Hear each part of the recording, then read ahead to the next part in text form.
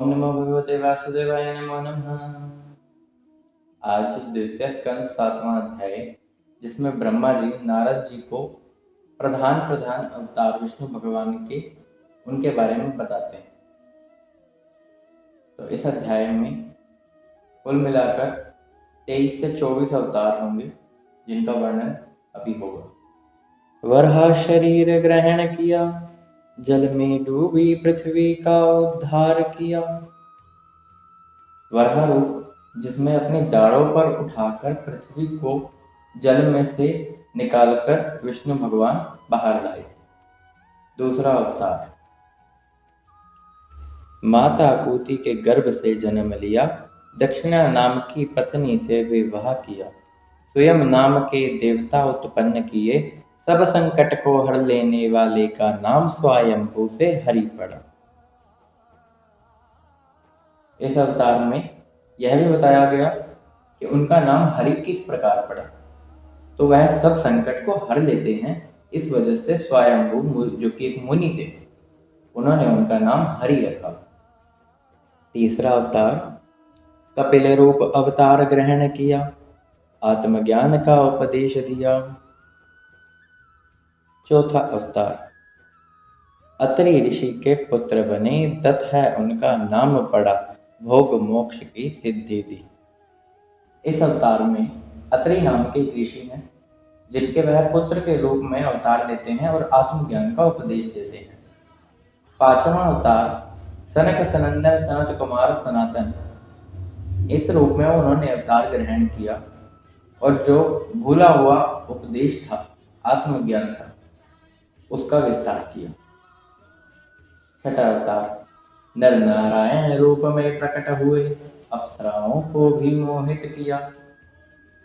यानी जब उन्होंने नर नारायण रूप धारण किया था, तब कामदेव, जो कि सुंदरता के राजा समझिए, उन्होंने इंद्र की सभा से बहुत सुंदर सुंदर अप्सराओं को उनको मोहित करने के लिए भेजा, जिन्होंने इस त्रिलोक की रचना की है उनको।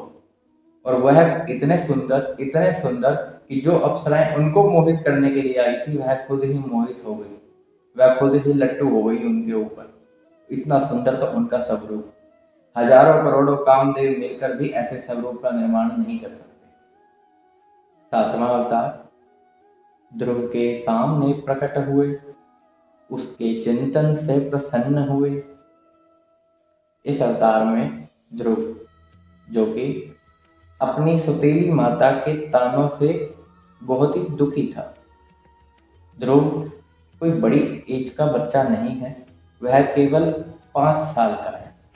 और 5 साल के बच्चे में उस समय में इतनी समझ थी कि वह उसकी सुतेली माता उसे ताने मार रही है, तो वह तपस्या करने के लिए वन में चला गया। वन में जाकर भगवान का चिंतन करने लगा। भगवान यह देखकर बहुत प्रसन्न हुए और उसके सामने प्रकट हो गए।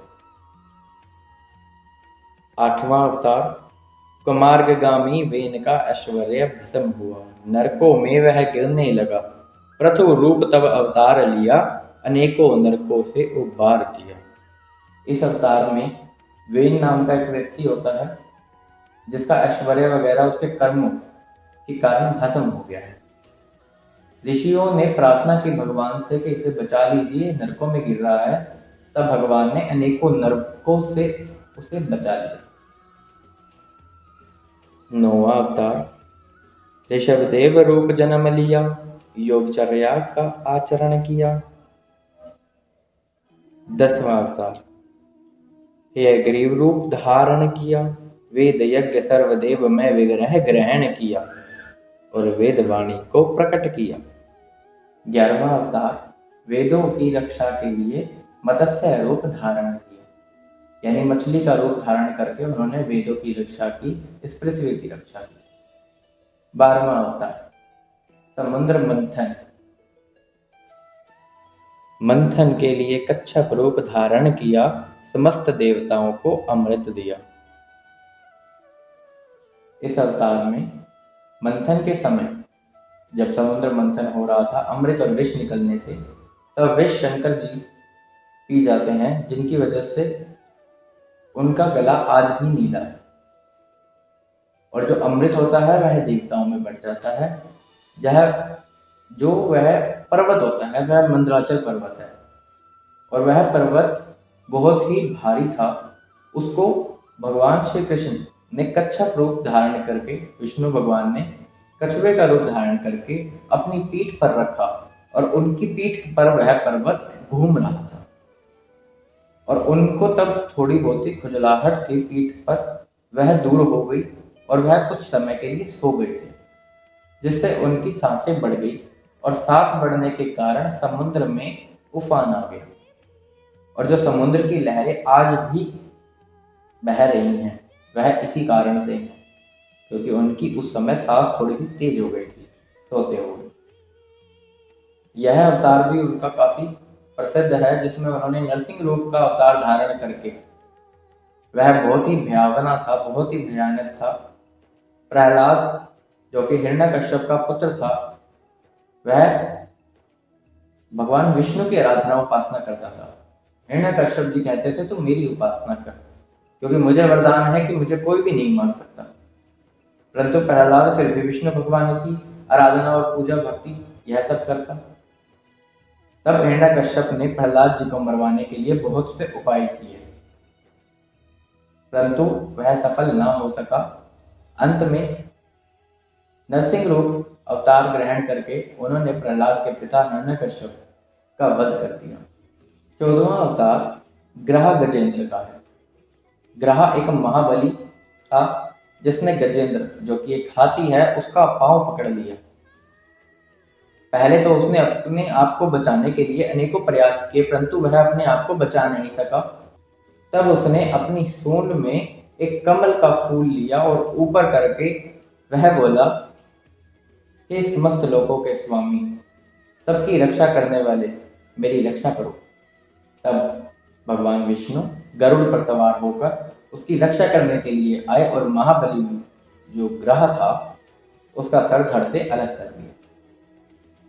15वां अवतार नई लीला को प्रकट किया, वामन रूप धारण किया।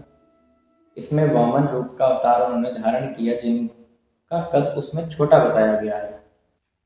16वां अवतार प्रेम भाव प्रसन्न भय, आत्म तत्व का उपदेश किया, भागवत धर्म का उपदेश दिया। इस अवतार में उन्होंने भागवत धर्म का उपदेश दिया था, भागवत सुनाई थी।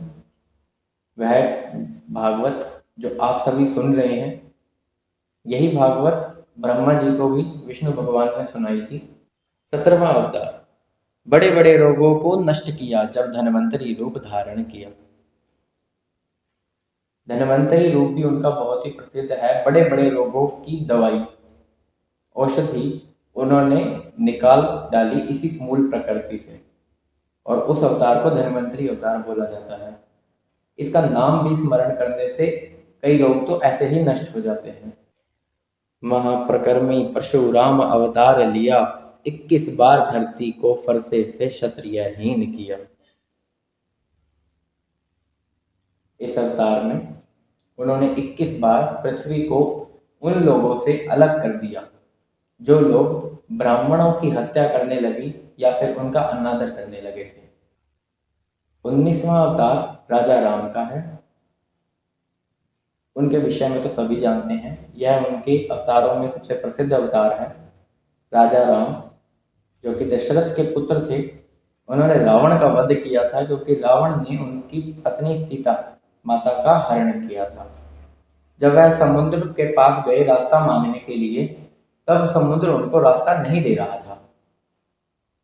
इससे उनकी जो आंखें थी क्रोध से इतनी लाल हो गई कि समुद्र के अंदर जो जीव थे वह जलने लगे। यह देखकर समुद्र सूखने लगा। फिर समुद्र की यह दशा देखकर उसने रास्ता दे ही दिया। 20वां अवतार धरती का भार हल्का किया, काले सफेद केश में कला अवतार रूप धारण किया। इस अवतार में केश जो कि काले और सफेद बताए गए हैं, यह श्री कृष्ण और बलराम जी का रूप है जो उन्होंने अवतार लिया था कृष्ण और बलराम के रूप में। यहाँ केश से कहने का मतलब यह है कि उनका एक बाल ही धरती का पूरा भार उतारने के लिए काफी था, परंतु फिर भी लीला जो कि उनको करनी थी, इस कारण से उन्होंने बलराम और श्री कृष्ण का अवतार लिया और भी अनेकों लीलाएं उन्होंने की इस अवतार में। 21वां अवतार, वेदों के विभाजन लिए व्यास रूप अवतार लिया। वेदों का विभाजन करना इसलिए पड़ा क्योंकि उन्होंने देखा कि समय के अनुसार जो मनुष्य है उसकी समझ घटती जा रही है। अब समझ को घटता देख उन्होंने वेद का विभाजन कर दिया और तब वह व्यास जी के रूप में थे, तो व्यास जी ने वेद का विभाजन किया। 22वां अवतार, इसमें त्रिविक्रम रूप उन्होंने धारण किया इस त्रिलोक को मापने के लिए। जब वह दौड़ रहे थे इस त्रिलोक को मापने के लिए, तब पूरा का पूरा ब्रह्मांड कांपने लगा। सत्यलोक से लेकर पूरा ब्रह्मांड कांप रहा था थर थर। तब उन्होंने अपनी शक्ति से इसे स्थिर किया।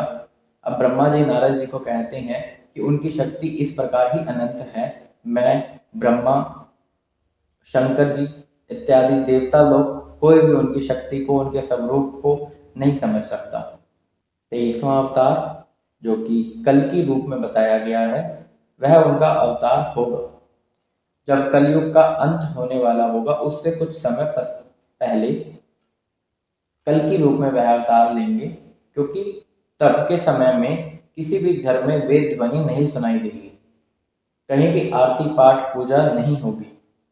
तब के समय में बताया गया है कि जो मनुष्य होगा वह 3 उंगल रह जाएगा, यानी सिर्फ इतना।